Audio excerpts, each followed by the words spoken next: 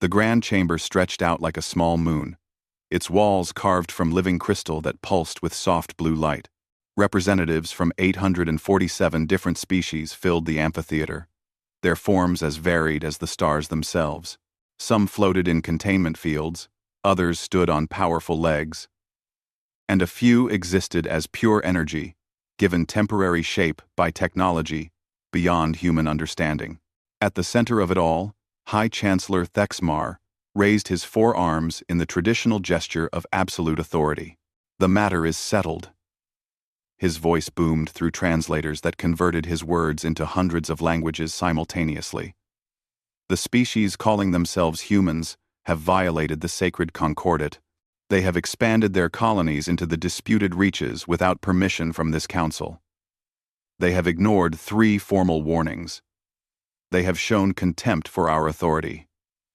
A murmur rippled through the assembled delegates. Some species nodded their approval. Others remained silent, but none dared disagree. The Galactic Council had maintained peace for 12,000 years through strict adherence to protocol. No species, especially not a newcomer, barely 2 centuries into space travel, could be allowed to break these rules. Therefore, Thexmar continued, "This council hereby issues a final ultimatum to humanity. They have 30 standard cycles to withdraw all colonies from the disputed reaches. If they refuse, the Galactic Empire will have no choice but to enforce compliance through military action." The vote was unanimous. It always was when the Council made such declarations. Within hours, the message was transmitted across subspace channels to Earth, to the heart of human space, where it would arrive in a matter of days. When the transmission reached Earth, it was early morning in Geneva. General Daewon sat in the United Defense Command headquarters, a massive underground facility that coordinated human military forces across dozens of worlds.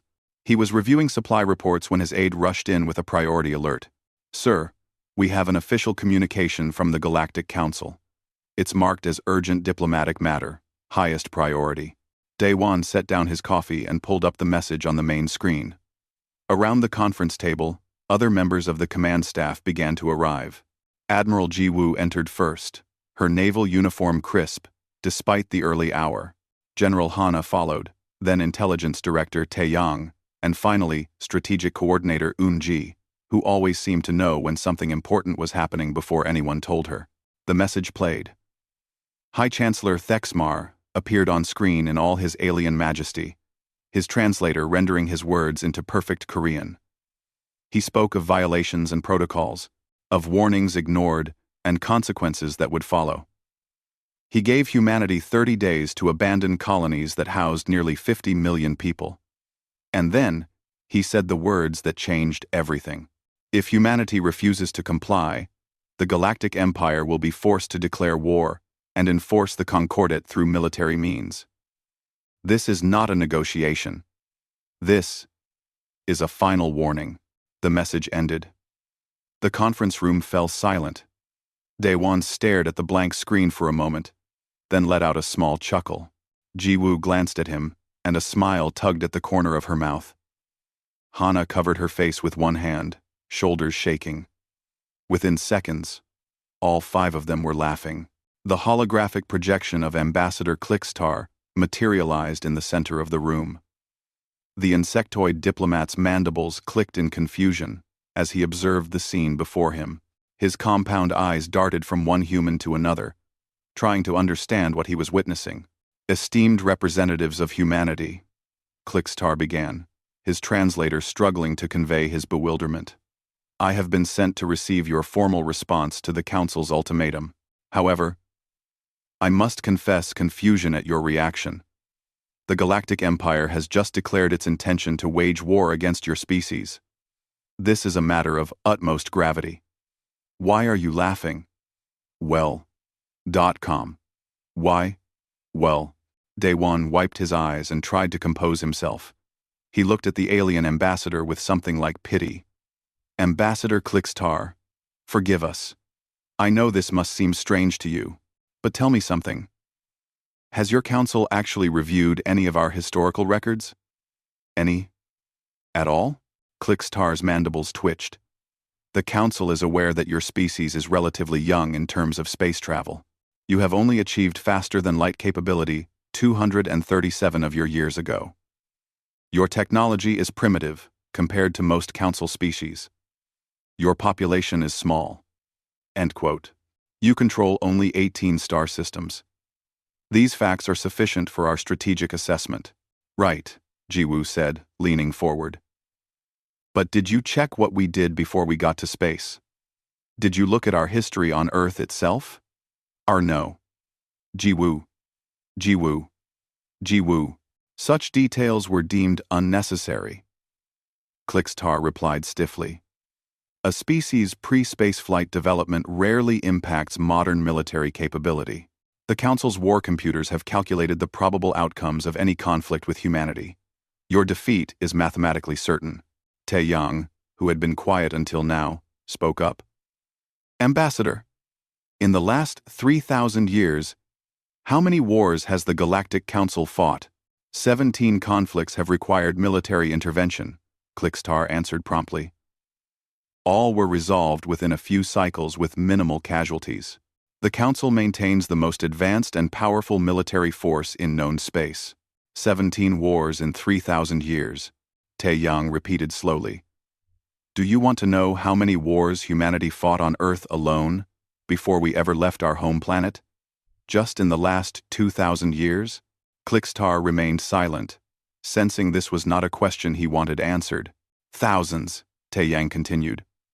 We stopped counting individual wars and started numbering the really big ones.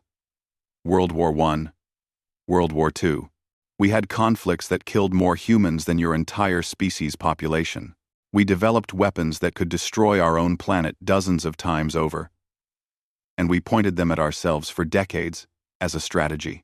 That is barbaric, Clickstar said, his voice carrying a note of horror. Surely you exaggerate. We'll transmit our complete historical database to your council, Daewon said, his smile fading into something more serious. Every war, every battle, every weapon system we've ever developed. No secrets, no tricks, just facts. Let your war computers analyze that data, and then ask them to recalculate those odds. Yoonji pulled up a projection, showing a simple graph. Ambassador, do you know what this represents? This is the percentage of Earth's history that humanity has spent at peace, total peace, with no warfare anywhere on the planet. She highlighted a section. These tiny slivers of time, barely visible on the graph. That's peace. Everything else? That's war. That's us, fighting each other, learning, adapting, developing new strategies and weapons and tactics. For 10,000 years. Impossible, Clickstar said, but his voice wavered. No species could survive such constant conflict. You would have destroyed yourselves. We almost did, Hana said quietly. Several times. But we didn't. We learned how to fight wars that would kill billions, and still come back from it. We learned how to lose battles and win wars. We learned how to turn everything around us into weapons. We learned how to never give up, no matter how bad things got. Daewon stood and walked closer to the hologram. Ambassador, we're laughing because we've seen this before. Not from aliens, but from each other. Throughout our history, some powerful nation or empire would rise up and decide they were strong enough to conquer everyone else. They always had better weapons, more soldiers, more resources, and they always learned the same lesson. Humans don't break easily. We don't surrender when we should. And we learn from every single fight. The Council's decision is final, Clickstar said, but he sounded less certain now. The ultimatum stands. Then you'll have your war, Jiwoo said simply. We won't abandon our colonies. We won't bow to threats. And when your fleets arrive, we'll show you exactly what 10,000 years of constant warfare taught us. The hologram flickered and died. The 5 humans sat in silence for a moment, the laughter gone now, replaced by the weight of what was coming. They have no idea, Unji said finally. No. Daewon agreed. They really don't. Get me our fleet commanders. Start mobilization procedures. And someone send a message to the colonies. Tell them to start digging in. We're about to teach the galaxy a very old lesson. Outside, Earth continued its rotation, unaware that its children had just been challenged by an empire that spanned the stars. But deep in the defense networks, in military academies and naval shipyards and marine training grounds, humanity began to wake up and remember what it had always been good at. War was coming.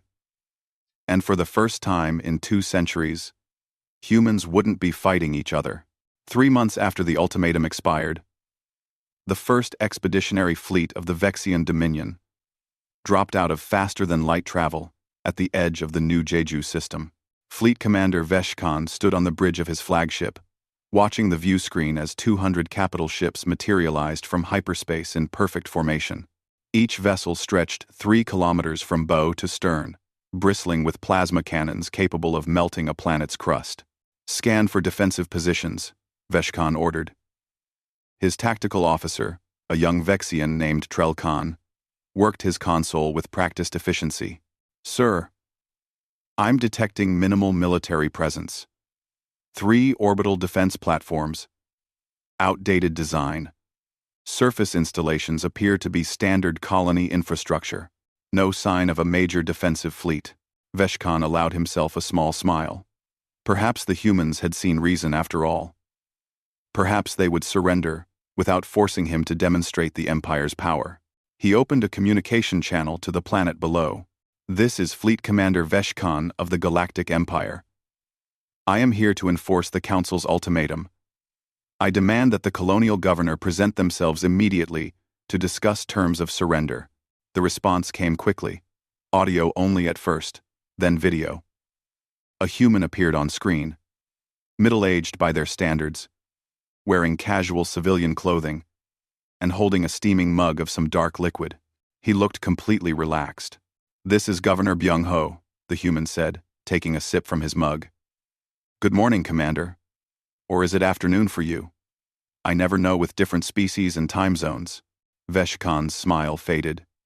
Governor, I have 200 warships in orbit around your colony. This is not a casual conversation. You have 1 hour to begin evacuation procedures and prepare for Imperial occupation. Byung-ho nodded thoughtfully. Right. The whole war thing. Just to be clear, you're here to actually fight us? Like, with ships and weapons and battles and all that? That is correct. Veshkan said slowly, wondering if perhaps this human was simple-minded. If you refuse to comply with the Council's demands, military action will be taken. Huh. Byung-ho turned away from the screen. Honey, you were right. We're getting invaded. He turned back to Veshkan with a cheerful smile. Sorry about that. My wife bet me this would actually happen. I thought you guys would back down once you checked our history files, but I guess not. Anyway, we have a defense force on the way. Should be here in about 6 hours. You want to maybe grab some lunch while we wait? We have excellent barbecue down here.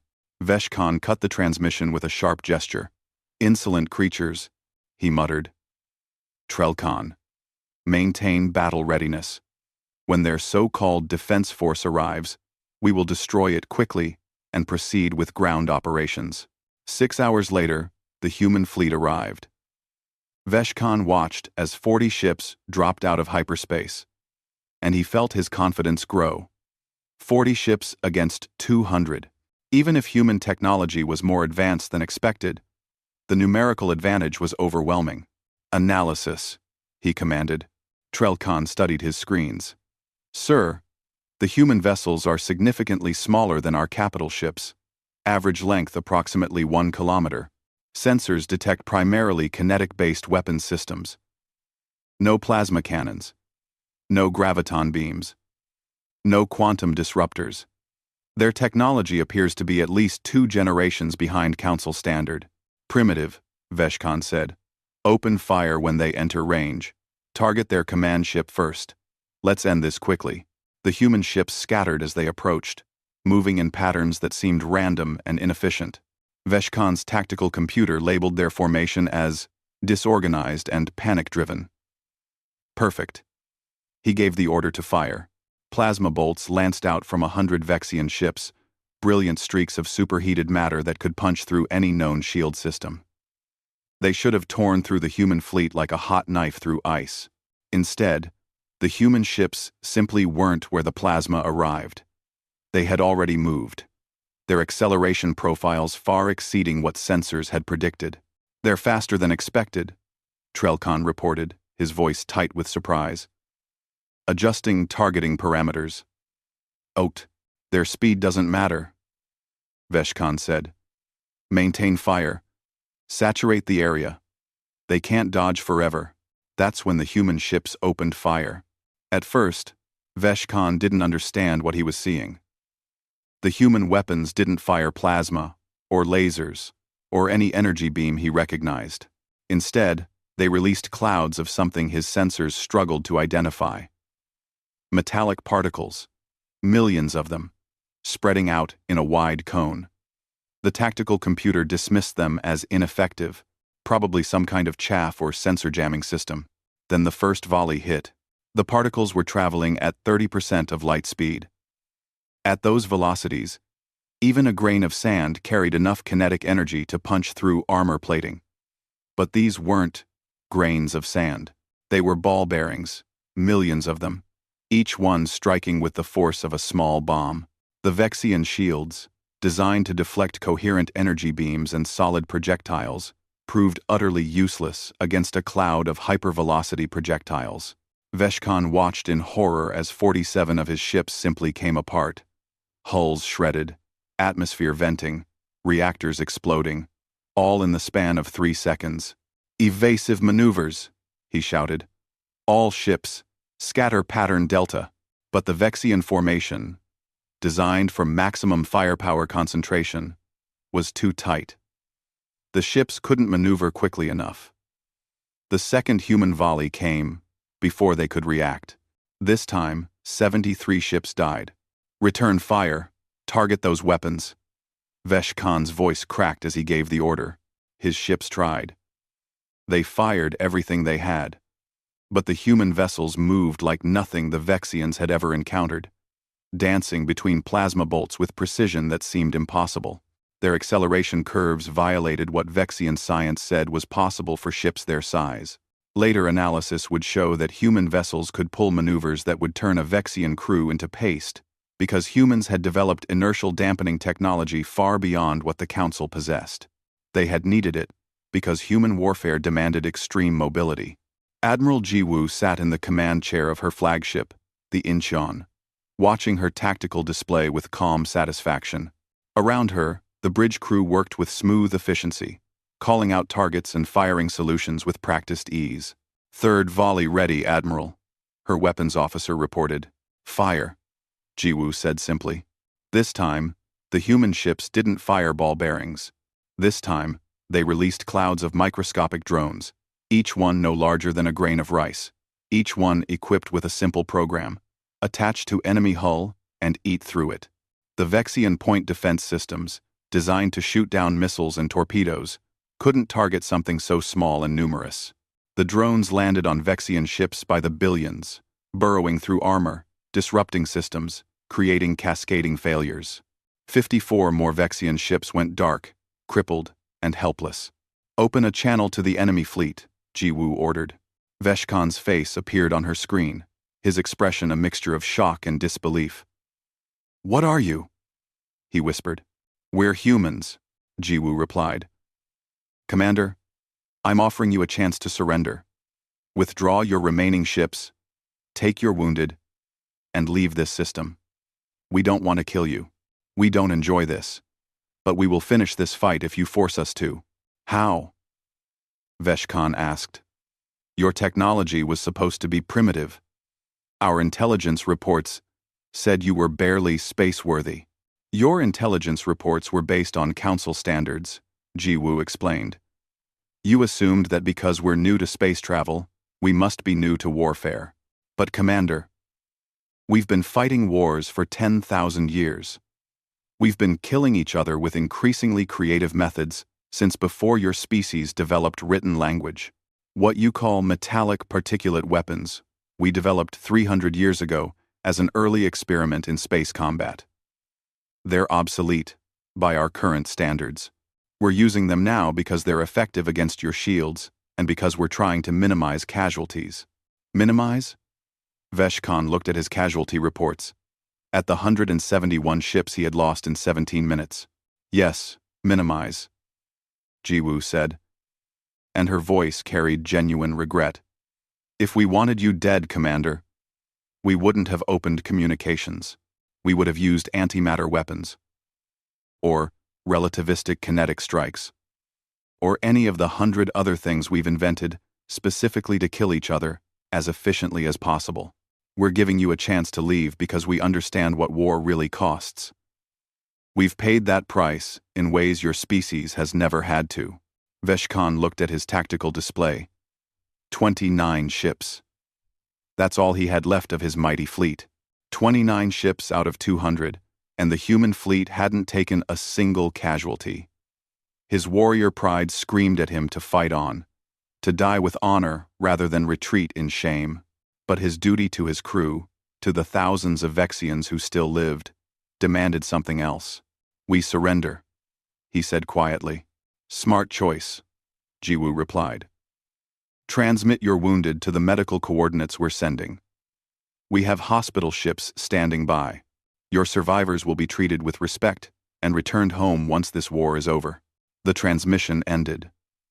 Veshkan slumped in his chair, staring at nothing. Around him, his bridge crew sat in stunned silence. They had come here expecting an easy victory against a primitive species. Instead, they had encountered something the Galactic Council had never faced before. A species that had mastered warfare not as a tool of conquest, but as a means of survival. In the colony below, Governor Byung-ho finished his lunch and walked out onto his balcony. Overhead, human ships maintained their patrol patterns, while Vexian survivors transmitted across to medical facilities. He pulled out his communicator and called his wife. You were right, he said. They really did try to invade us. Can you believe that? After everything we put in the public database about our history, they actually thought they could just show up with some ships and we'd surrender. His wife's laugh came through the speaker. Did you at least offer them barbecue like I suggested? I did. They didn't take me up on it, though. Probably too busy being shocked that we won. He paused. Honey, do you think they'll send more ships? Probably, she said. People don't usually learn from just one lesson. Yeah, Byung-ho agreed, looking up at the stars. That's what I thought, too. The news of Veshkan's defeat reached the Galactic Council within 3 days. High Chancellor Thexmar stood before the assembled representatives, reading the battle report with growing disbelief. 200 ships reduced to 29 in 17 minutes. No human casualties. The report must be inaccurate, announced Council Member Draxith, a crystalline being whose species had never lost a military engagement in 4,000 years. Perhaps Veshkan's fleet encountered a malfunction. Or perhaps the humans used some kind of trick, some deception, that wouldn't work a second time. Thexmar wanted to believe that. He needed to believe it. The alternative was that the Council had started a war with a species they fundamentally misunderstood, and that was unthinkable. The Council didn't make mistakes of that magnitude. They couldn't. We will dispatch the 2nd and 3rd expeditionary fleets, Thexmar declared. 600 ships under the command of War Marshal Drex Nor. Surely no primitive species can stand against the might of half our naval forces. The Council voted in agreement. War Marshal Drex Nor accepted his command with pride. He was the most decorated military commander in galactic history. A veteran of all 17 conflicts the Council had fought in the past 3,000 years. He would not fail, as Veshkan had failed. Before the fleets could depart, a priority message arrived from Earth. General Day 1 appeared on the Council's main viewing screen, flanked by his command staff. He looked calm, almost friendly, as he addressed them. Honored members of the Galactic Council. Day 1 began. I understand you are preparing to send additional forces against us. Before you do, I would like to make an offer. Humanity will transmit our complete military history to your databases. Everything. Every war we've ever fought, every weapon we've ever built, every strategy we've ever used. No secrets, no hidden information. Just facts. Thexmar's mandibles clicked in confusion. Why would you reveal such information? To an enemy? Because we're hoping you'll actually read it. Daewon replied. And if, after reviewing our history, you still believe that sending 600 more ships against us is a good idea, then we'll respect your decision. But at least you'll be making an informed choice. Next to Daewon, an elderly human woman leaned forward. My name is Dr. Subin, she said. I'm the director of Xenological Studies, Counselors. I have spent my career studying how different species develop and evolve. I have read your histories, your cultural records, your philosophical texts. I understand how you think, how you perceive conflict. And I'm asking you, please, before you send more of your people to die, take a few days to understand how we think. Thexmar considered refusing, but curiosity won out. What harm could it do to review their data? Perhaps it would reveal weaknesses, tactical patterns that could be exploited. Very well. Transmit your historical database. We will review it before War Marshal Drex Nor departs. The data began arriving within the hour. The Council's quantum computers, capable of processing billions of calculations per second, started analyzing humanity's military history. The Council members decided to start with what humans called World War I, assuming it would be a reasonable baseline for understanding industrial-era warfare.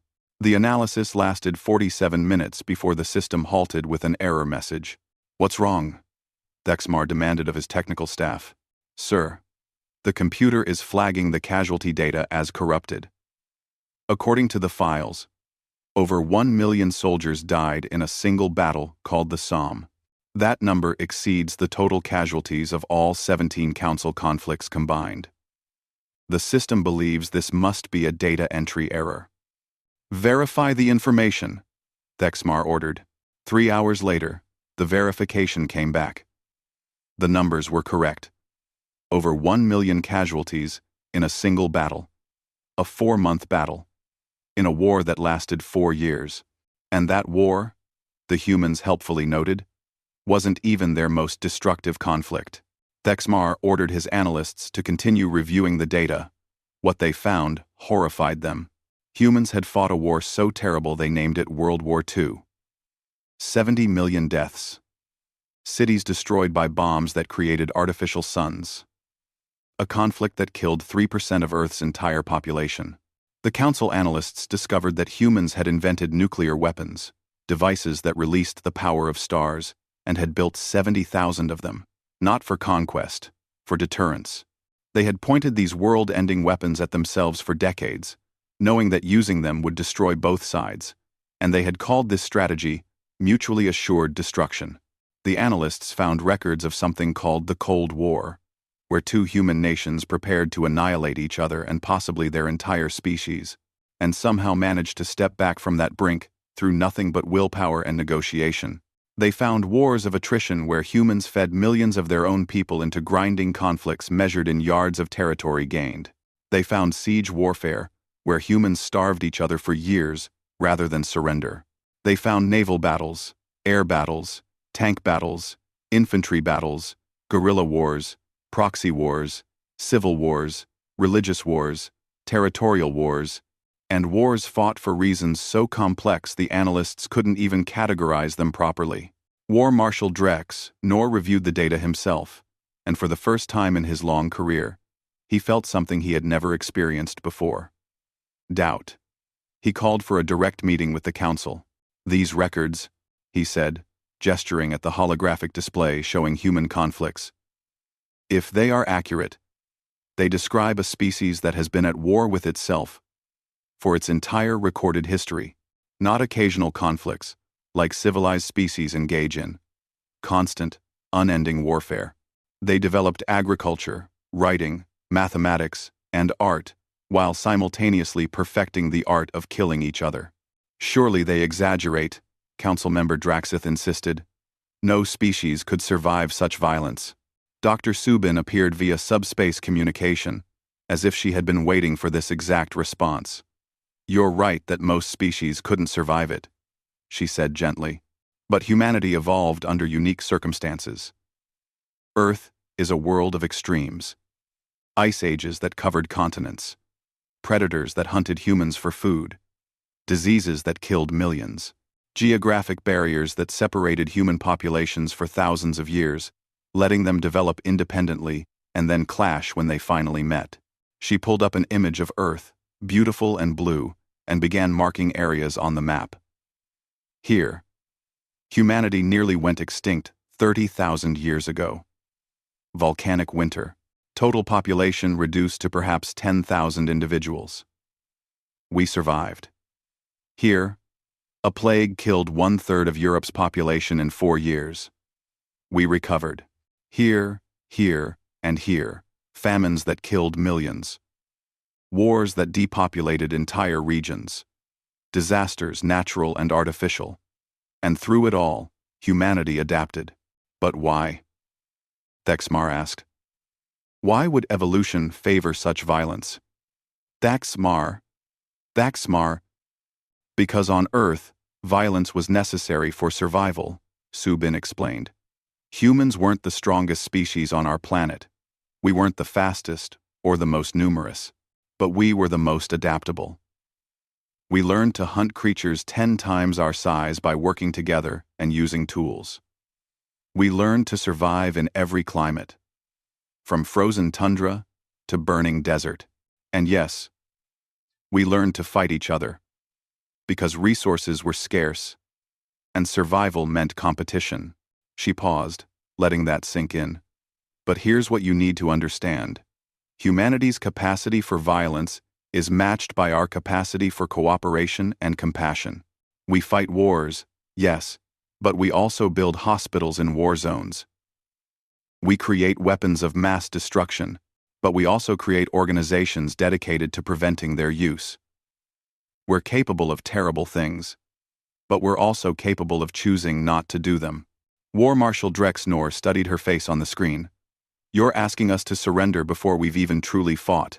I'm asking you to reconsider before more people die unnecessarily, Subin replied. Marshal, I've read your service record. You're a brilliant commander. You've won 17 campaigns. But those campaigns were against species that think like you do, that fight like you do. Species that evolved in stable environments where warfare is ritualized and limited. We're different. We don't fight to win territory or resources or honor. We fight to survive. And we've been doing it for so long that it's become something we're terrifyingly good at. Drexnor stood straighter. With respect, Doctor, I am not some untested commander frightened by stories. I have reviewed your history. Yes, humanity has fought many wars, but you fought them against each other, using similar technology and tactics. You've never faced the Galactic Empire. You've never faced me. 10. You're right, Subin acknowledged. We haven't. But Marshal, think about what you just said. We fought those wars against each other. We spent 10,000 years learning to fight opponents who think like us, who adapt like us, who refuse to surrender like us.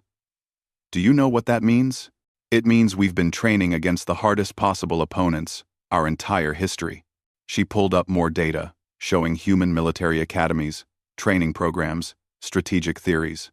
Your 17 campaigns were against species who surrender when the mathematics of war turn against them. That's rational. That's civilized. But humans don't work that way. We have a saying. It's not over until it's over. We've turned losing battles into winning wars more times than I can count. We've beaten overwhelming odds so often that our children study it as inspiration. Then we will teach you a new lesson, Drexnor said coldly.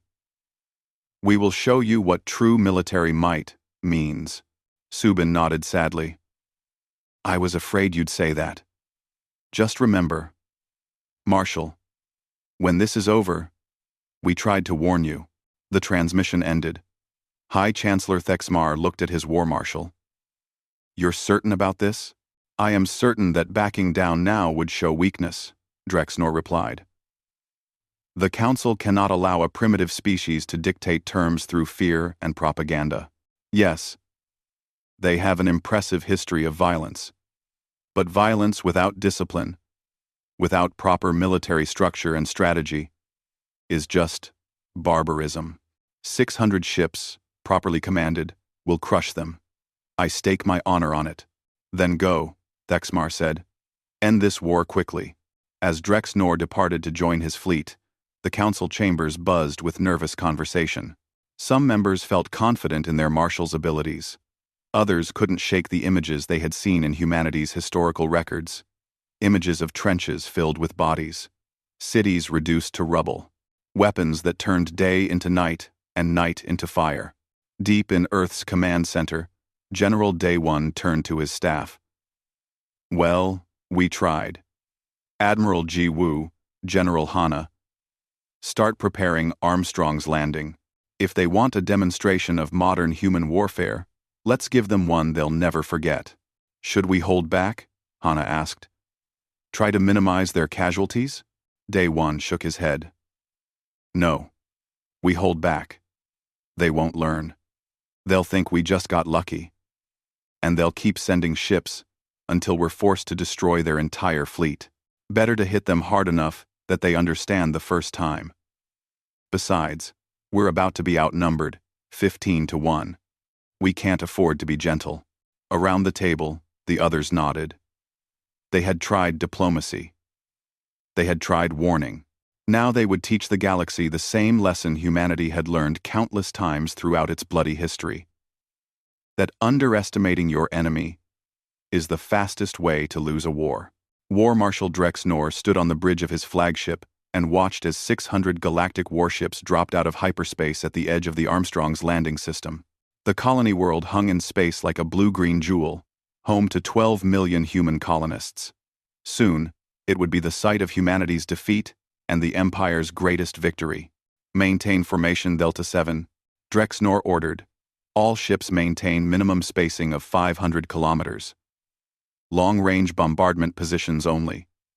We will not close to engagement range. He had learned from Veshkan's mistakes. The human weapons were devastating at close range, but they required proximity to work. Simple physics. Those ball bearings needed time to spread out and lose velocity over distance. At maximum range, his plasma cannons would tear through human defenses, while their primitive kinetic weapons harmlessly dispersed into space. Target all major population centers, Drexnor commanded. We will force them to surrender by demonstrating the futility of resistance. The bombardment began.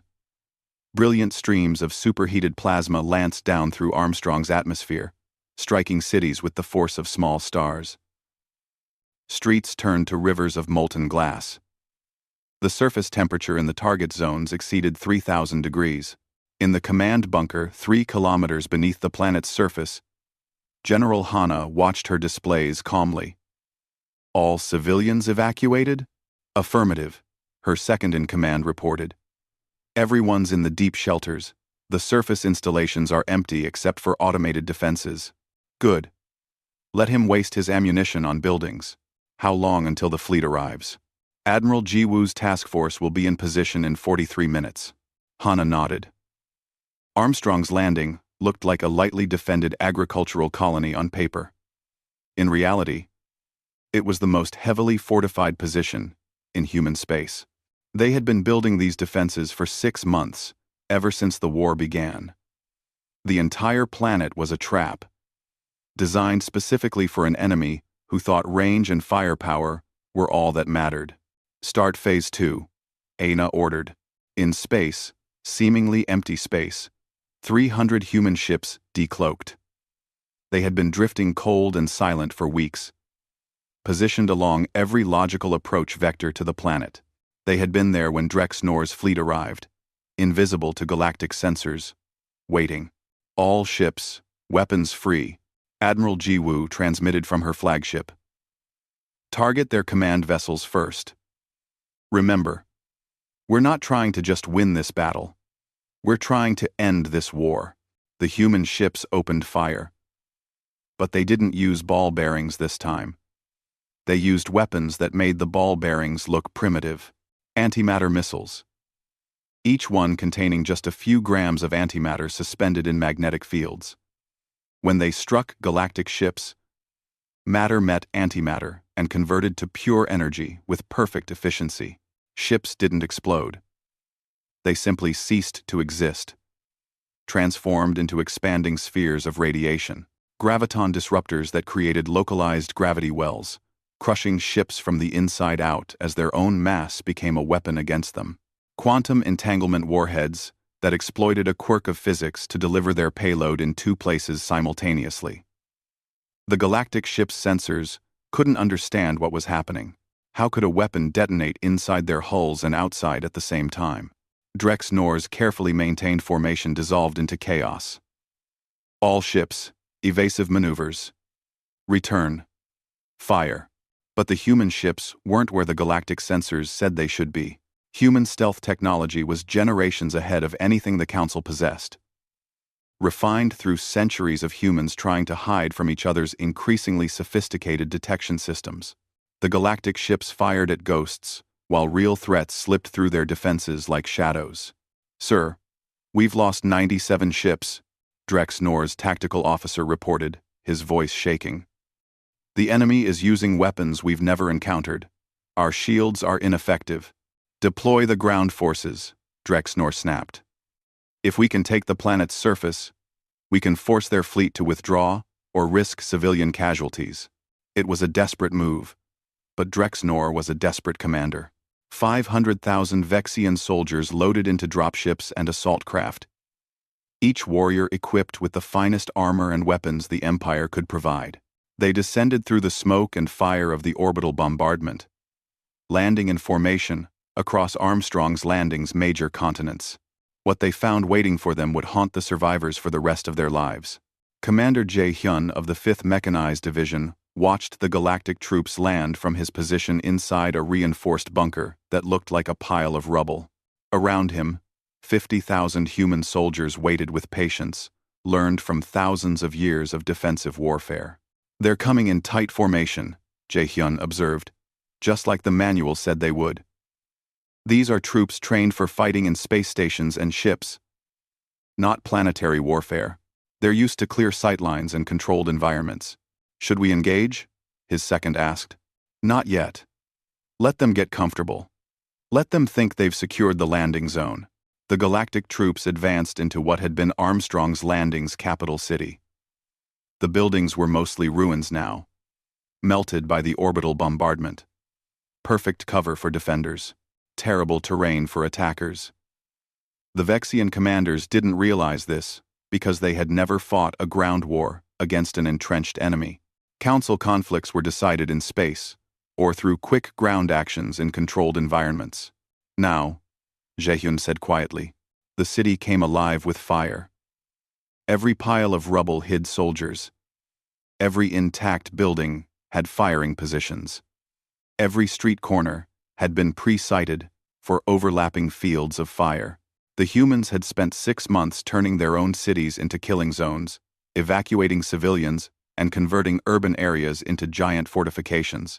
The Vexian soldiers, for all their advanced armor and weapons, had never faced an enemy like this. Their tactics assumed opponents would meet them in open battle, honorable warfare between matched forces. Instead, they found themselves fighting ghosts that appeared, fired, and vanished. Human snipers picked off officers from positions a kilometer away. Human anti-armor teams destroyed Vexian vehicles with weapons that struck from unexpected angles. Human infantry used the terrain itself as a weapon, funneling galactic forces into pre-prepared kill zones. "Fall back to the landing zone," Vexian Ground Commander Krell Moore ordered after losing 10,000 soldiers in the first hour. "Establish a defensive perimeter." But falling back proved as deadly as advancing. The humans had mined the streets, not with obvious explosive devices, but with smart munitions that activated based on troop concentrations and movement patterns. The galactic forces suffered casualties, even in retreat. Days turned into weeks. The galactic troops held their landing zones but couldn't expand beyond them. Every attempt to push forward cost them hundreds of casualties.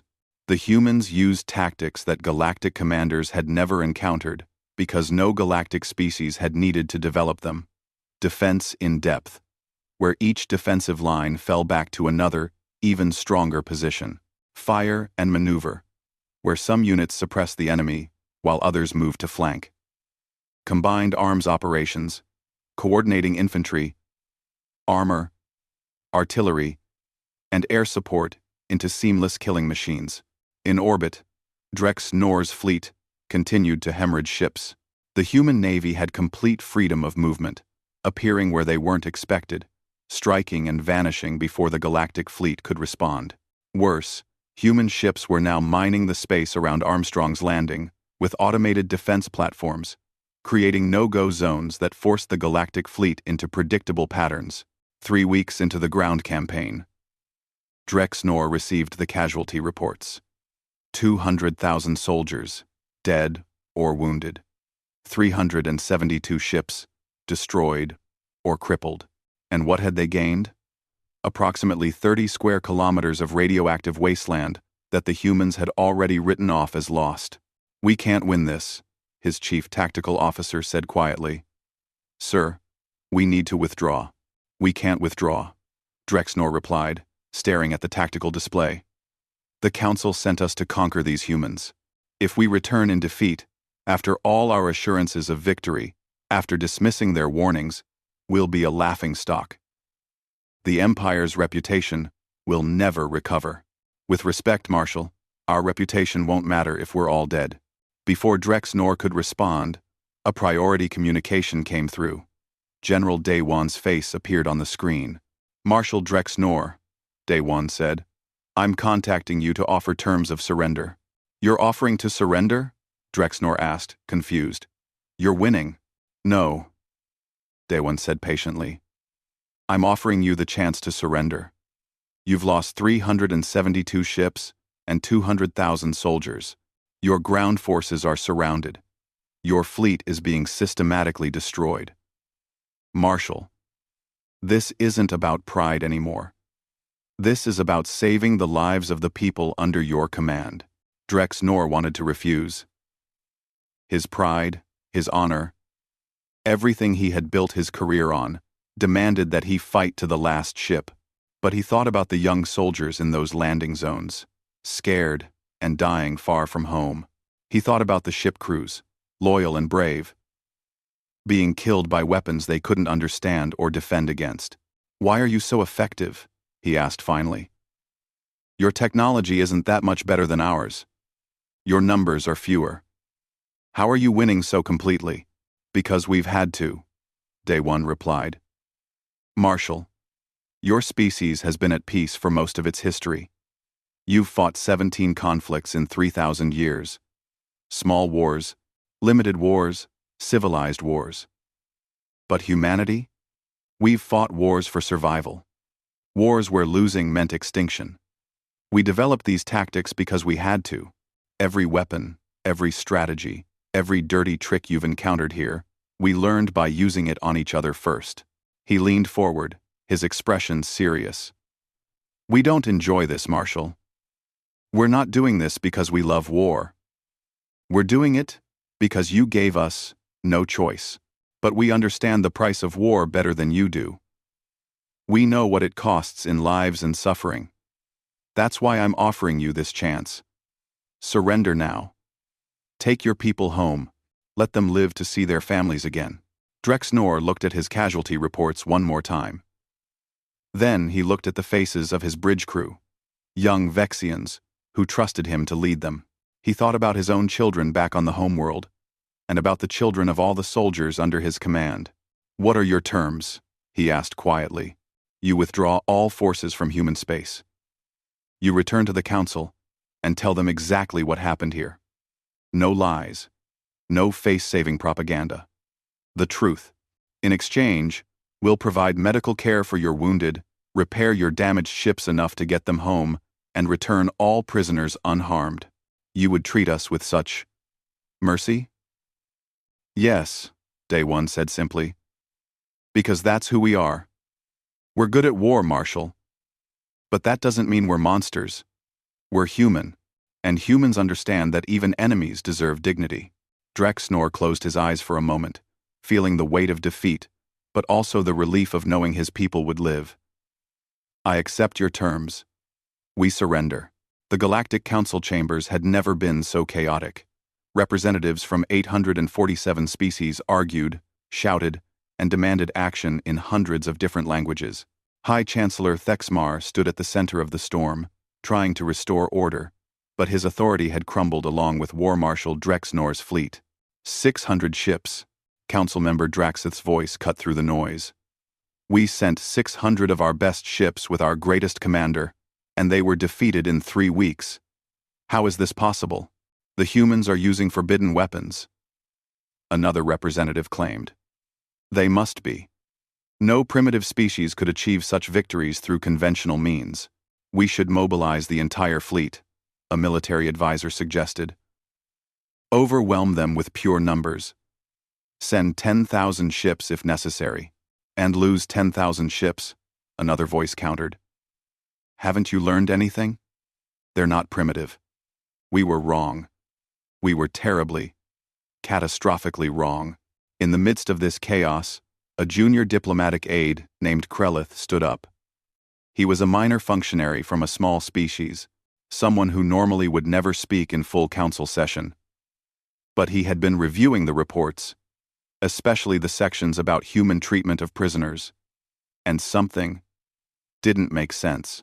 Excuse me, he said quietly. His voice was lost in the noise. He tried again, louder. Excuse me. I have a question. The chamber gradually fell silent. More from surprise than respect. Thexmar gestured for him to continue. Thank you, Chancellor. I've been reviewing the prisoner reports. The humans have captured over 200,000 of our soldiers and ship crews across both battles. That's a massive number of prisoners. By standard protocol, they should be held as hostages to force favorable treaty terms. But according to these reports, the humans are feeding them, providing medical care, even allowing them to send messages home to their families. He looked around the chamber. Why would they do that? If they're barbaric warriors who've spent 10,000 years perfecting the art of killing, why treat enemies with such kindness? The question hung in the air. No one had a good answer. Finally, Thexmar spoke. Perhaps it's a trick. A way to make us lower our defenses. Thanks for watching. End quote. Or perhaps, a new voice said, it's because you still don't understand who humans really are. A hologram materialized in the center of the chamber. Ambassador Lisses Ara, a scholar diplomat from the peaceful Listen Confederation, appeared before them. The Lissens had no military to speak of, no territory to defend, but they were renowned throughout the galaxy for their wisdom and understanding of other species. Chancellor, Council members, I request permission to travel to Earth as an official diplomatic observer. Not to negotiate surrender, not to threaten or posture, but simply to understand. Let me speak with these humans. Let me learn who they really are. Then I will report back to you, and we can make decisions based on understanding rather than fear. Thexmar wanted to refuse. His pride demanded it. But he was also a realist, and the Empire was running out of options. Very well, Ambassador. You have 3 months. Lissizara arrived on Earth 2 weeks later. President Hyun-woo greeted her personally at the landing pad in Geneva, accompanied by Chief Diplomatic Officer Su-min. The ambassador was surprised by how normal everything looked. She had expected a militarized society. Soldiers on every corner. Weapons displays to intimidate visitors. Instead, she found parks, schools, families walking together in the evening sun. Welcome to Earth, Ambassador, Hyun-woo said warmly. We're honored to host you. Please, Consider yourself our guest. Go wherever you wish, speak to whoever you like. We have nothing to hide. Over the following weeks, Lissazara conducted her investigation. She interviewed General Day 1, who showed her the war memorials scattered across Earth's surface. Millions of names carved in stone, remembering those who died in humanity's countless conflicts. We build these, Day 1 explained, running his hand over the cool marble. So we never forget what war costs. See these names? Each one was a person, someone's child, someone's parent, someone's friend. When we make decisions about war, we think about these memorials. We think about how many new names we might have to add. But you're so effective at warfare, Lissazara said. You defeated our forces with ease. Yes, Day 1 agreed. Because we've learned through terrible experience that if you must fight, you fight to win. Half measures just prolong the suffering. But that doesn't mean we enjoy it. It means we understand its true cost in a way that you, thankfully, have never had to. She spoke with Dr. Subin, who explained human evolution and how environment shapes capability. We didn't become warriors because we're inherently violent, Subin said. We became warriors because our world demanded it. But we also became doctors, teachers, artists, and philosophers. Humanity isn't defined by our capacity for violence. We're defined by our capacity for everything, including compassion. She visited the prisoner camps where Galactic soldiers were held. But calling them camps felt wrong. They were more like temporary cities, with comfortable housing, medical facilities, schools where prisoners could learn about human culture, and even recreational areas where they could relax and communicate with their families through provided communication equipment. She met a Vexian soldier named Trelkan, the same tactical officer who had served under Veshkan during the first battle. He was teaching a class on galactic history to human students. His former enemies, now sitting attentively and asking questions about his species' culture. I don't understand, Lissazara admitted to him. You fought against humans. Your friends died in that battle. Yet here you are, and they treat you with respect. How do you reconcile this? Trelkan thought for a moment. At first, I was confused too, then angry. I expected torture, or at least imprisonment under harsh conditions. Instead, they gave me food and let me recover from my injuries. One of their doctors spent 3 days treating my wounds, and while he worked, he told me about his son, who was also a soldier. He talked about how much he worried every time his son went into combat. He gestured around the classroom. These humans, they're not what we thought. Yes, they're dangerous in war. But they're also kind? Is that the right word? They understand that I was just following orders. That I have a family back home who wants me to return safely. So, they're keeping me safe until this war ends and I can go home. And in the meantime, they're curious about my culture, my history. They want to learn from me. Lissazara interviewed Commander Jae-hyun, who had led the ground forces at Armstrong's Landing. She expected to meet a hardened warrior, someone cold and brutal. Instead, she found a thoughtful man who spoke softly about the soldiers he had lost. Every one of them was precious, he said, looking at the casualty reports. These numbers, they're not statistics to me. They're people, young men and women who volunteered to defend their homes. Some of them wrote me letters before the battle, asking me to contact their families if they didn't make it. I kept every letter. I'll carry them for the rest of my life. But you won the battle, Lissazara said. You defeated a force far larger than yours. Yes, we won, Jae-hyun acknowledged. And I'm glad we did, because it meant fewer of my soldiers died. But winning doesn't make me happy. I wish the battle had never happened. I wish your war marshal had listened to our warnings. All those deaths, on both sides, they were preventable. That's what makes me sad. After 3 months, Lissazara compiled her findings into a comprehensive report. She titled it, The Paradox Species. Understanding Human Duality. She presented it to the full Galactic Council, and as they listened, the chamber grew quiet. "Honored council members," she began, "I have spent 3 months among humans, and I have learned that we made a fundamental error in our understanding of them. We judge them by our own standards, and those standards do not apply." She displayed images and data as she spoke. Most galactic species evolved in relatively stable environments. Abundant resources, few natural predators, moderate climate. As a result, warfare became ritualized, limited, a tool of diplomacy rather than survival. We fight to resolve disputes, not to annihilate enemies. We surrender when the mathematics favor defeat because continuing the fight is illogical. Humans evolved differently. Their planet killed 99% of their evolutionary ancestors. They survived ice ages, predators, plagues, and disasters that would have ended most species. They learned to fight not for resources or territory, but for existence itself. Every human alive today is descended from survivors, from individuals who refused to give up even when giving up was the logical choice. She paused, letting that sink in. This made them incredibly effective at warfare. 10,000 years of constant conflict refined their tactics and technology. But here's what we missed. That same harsh environment also taught them the value of cooperation, compassion, and mercy.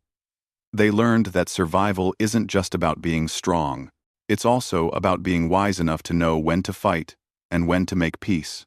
Lissazara showed them footage from the prisoner camps, images of human doctors treating galactic wounded, human teachers sharing knowledge with former enemies, human families hosting galactic prisoners in their homes. "Look at this," she said. "This is not the behavior of barbaric conquerors. This is the behavior of a species that understands war's true cost and chooses compassion whenever possible.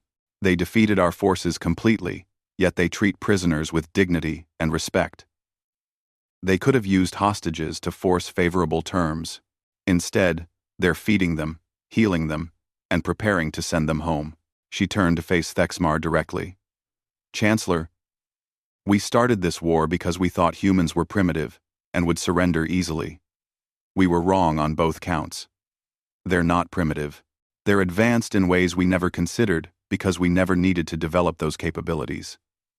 And they won't surrender to threats because their entire history taught them that survival requires resilience. So what do you recommend?" Thexmar asked quietly. "Continued war that we cannot win? Isolation that merely delays the inevitable? Neither." Lissazara replied. "I recommend integration. Invite humanity to join the Galactic Council as equals. Learn from them as they learn from us. They have technologies and strategies that could help defend Council space against future threats. More importantly, they have wisdom born from hard experience about the balance between strength and mercy, power and restraint." The vote took 3 days. Arguments raged about pride, security concerns, and the precedent of admitting a species that had defeated Council forces. But ultimately, wisdom prevailed over pride. The Council voted to offer humanity full membership and to establish the Galactic Defense Initiative, a new military organization that would incorporate human combat doctrine into Council defensive strategies. High Chancellor Thexmar personally traveled to Earth to sign the Treaty of Geneva. He stood before President Hyun-woo and bowed deeply, a gesture of respect from a species that rarely bowed to anyone. "We were wrong," Thexmar said simply. "We underestimated you, dismissed your warnings, and caused unnecessary deaths on both sides. On behalf of the Galactic Council, I offer our sincere apologies and our hand in friendship." Hyun-woo accepted the gesture. "We accept your apology, Chancellor, and we accept your friendship. Humanity never wanted this war. We're glad it's over. Now let's work together to make sure nothing like it happens again." 5 years passed. The galaxy transformed in ways no one had predicted.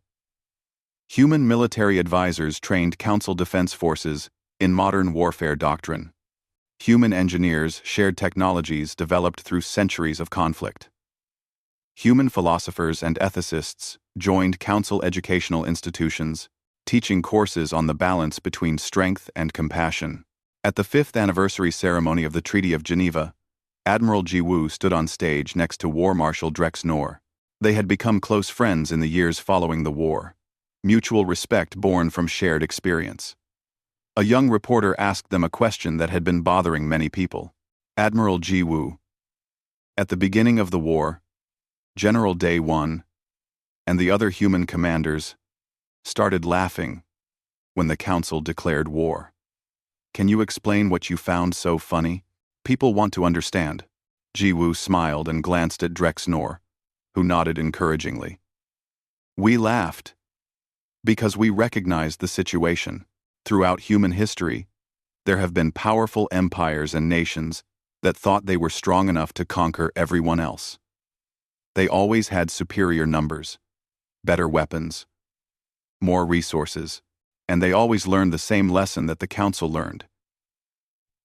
Humans are stubborn, creative, and we never give up. She looked out at the audience, which included both humans and dozens of galactic species. But here's the important part. We didn't laugh because we're invincible or because we wanted to fight. We laughed because we'd seen this pattern so many times in our own history, and we knew how it would end.